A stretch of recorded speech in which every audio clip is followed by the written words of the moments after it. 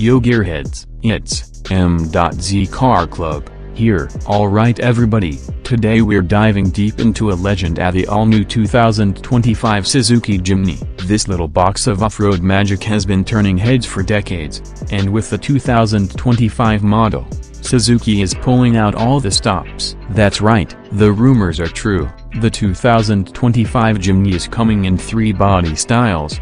The classic 3-door is still the king of tight trails and technical terrain. A brand new 5-door version A perfect for those who want to bring their adventuring crew along. And get this a Jimny pickup truck. Can you imagine? No matter which body style you choose, the 2025 Jimny promises unmatched capability in a compact package. Under the hood, you'll likely find a choice of 3 engines.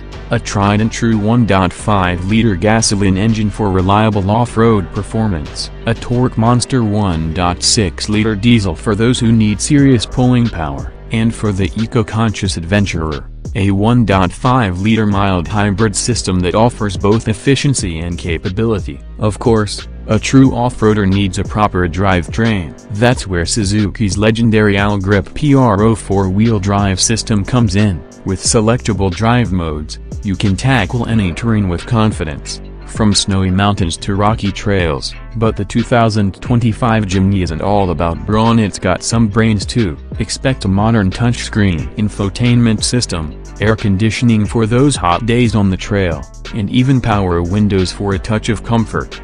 Interior. Now, pricing and availability haven't been officially announced yet, but whispers suggest the 2025 Jimny will hit dealerships sometime in 2024, and with Suzuki's reputation for competitive pricing, this little beast is sure to be a hit with budget-minded off-road enthusiasts. So, if you're looking for an adventure machine that can go anywhere, do anything, and won't break the bank, then the 2025 Suzuki Jimny might just be your perfect match.